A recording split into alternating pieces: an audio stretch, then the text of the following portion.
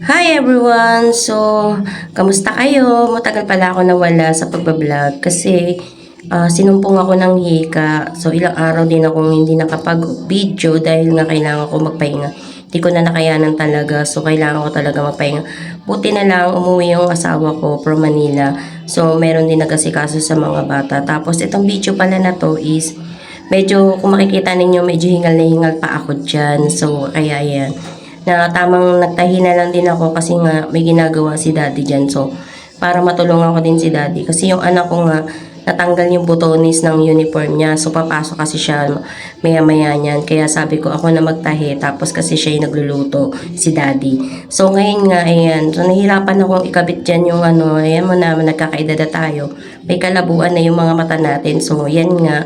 Sabi ko sa anak ko, kunin ko na lang yung pera mo yung gunting, pakiabot na lang sa akin, tapos putulan ko yung dulo para matuli. So, pinagat pa ako ng lamok nga dyan. Tapos, ayan na nga.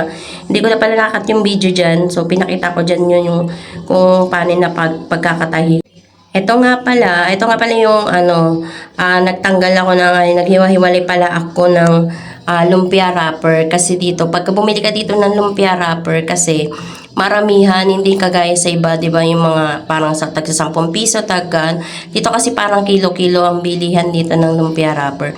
So ako, eto na nga, tumulong ako kay daddy dito kasi siya kasi gumagawa ng sabaw.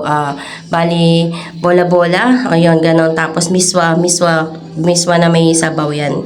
So, bali yung kalahati nito ng giniling, ginawa namin siomai, ay lumpia, tapos itong kalahati is ginawa namin bola-bola. So, ito na nga, pinag-iwa-hiwalay ko nga pala yan, yung yan ngayon, tawag dito, ayan, nawawala na ako. Pasensya na kayo kasi ngayon na ulit ako nakapag voice over. So, yan nga yung lumpia wrapper. Tapos nga pala, ganito pala style ko ng pagbabalot. Ginawa ko pala kasi, kinat ko yung dalawang kabilaang side niyan, yung parang pinaka-korte ng bilog. So, hinati ko yung pinaka-kabilaang side niyan kasi minsan kasi 'di ba may ginagawa tayong parang tinutupi natin. So para hindi na itutupi yung kabilang side, yan na yung magiging pinakabalot niya. So ganyan, hiniwalay-walay ko yan dyan. Sumabit pa nga yung isa dyan. So makikita nyo naman din dito sa video is yung pagkakaputol ko na ng ng lumpia wrapper. So kabilang side nga yan yung ginawa. Tapos ayan, ipakita ko sa inyo yung kung paano ako magbalot ng lumpia. Nakita ko lang din to sa mga sa mga vloggers natin diyan na kung paano sila magbalot ng lumpia. So, konti lang naman yung lumpia. Akala ko nga rin kasi konti lang din yung lumpia na mababalot ko dito. Medyo marami-rami rin pala. So, ilan lang naman kasi kami dito sa bahay. So, sabi ko gano'n, i-share ko na lang din sa kuya ko. Anyways, ayan, so ayan pala, yan, ganyan yung ginawa ko, pinatong ko yung isa, 'di ba? Yung sa pagkakakat ko, tapos yung pinaka isang side, piliin niyo yung medyo malapad-lapad na pagkakaputol ninyo. Tapos ilagay ko ng ganyan, palapad diyan.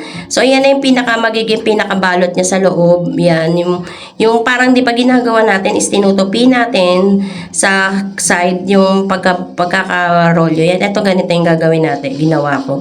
So yan, sisiksik mo lang siya diyan para hindi siya maluwag pagka niluto. So, kapit-kapit siya. Ayan, tapos sinano ko lang ng tubig. Yung mga pangalawang video ko na pala dito, nilagyan ko na ng harina yung tubig ko kasi para mas mabilis kumapit. So, ayan na nga, nilagyan ko na siya ng ganyan. Papakita ko sa inyo yan. 'Di ba? Para pag naluto yan dyan, ganyan. Hindi siya sabog-sabog. Tapos, kung ikakat nyo man siya, madali siyang ikat, hindi siya masisira. Ayan, ganito na nga yung pagkakakat niya. Tapos, yan yung final looks. Yan. Ganyan kadami yung nagawa ko rin. Marami-rami rin siya. Pero marami lamang laman niya na. Kasi kami-kami din naman na yung kakain niya ng pamilya ko. So, yan.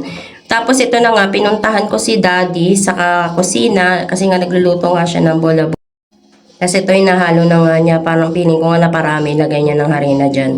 Pero okay naman. Tapos, nagpainit na siya ng kawali dyan. Na maya-maya sabi ko, lagyan niya na ng mantika para habang umiinit yung kawali, sabay na umiinit din yung mantika.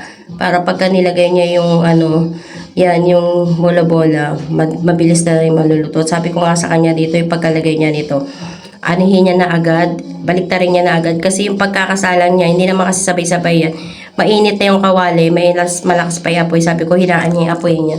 So, ito na nga, pagkatapos niya nga mag-prito, nagsalang na rin siya ng kasirola kasi dyan niya nilulutuin yung sabaw na na may miswa yan. Dyan na rin siya kumuha ng mantika pala sa pinagprituhan ng kanina ng bola-bola. Tapos yung pinagprituhan niya kanina, doon ko naman sinalang yung lumpia.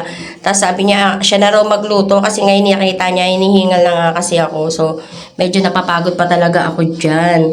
Ayan, pinakuluan niya na yung patola dyan. Ay, wala pala na ilagay siya dyan na patola kasi nakalimutan pala namin.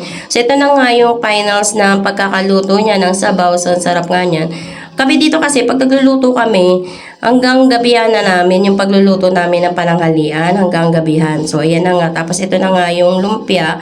Luto naman yung loob, firm naman siya. Mais naman to. So, masarap naman siya. So, timplado. Tsaka, ayan na, malinis yung kuko ko dyan na. Kasi baka i-bash yun naman ako, lagi na nakakamay. Kasi kami rin naman kakain nito. So, sa amin lang naman na pamilya namin to. Kaya, ayun, maraming salamat po sa inyo. Huwag po kayo magsasawa sa panonood ng aking vlog. Bye-bye!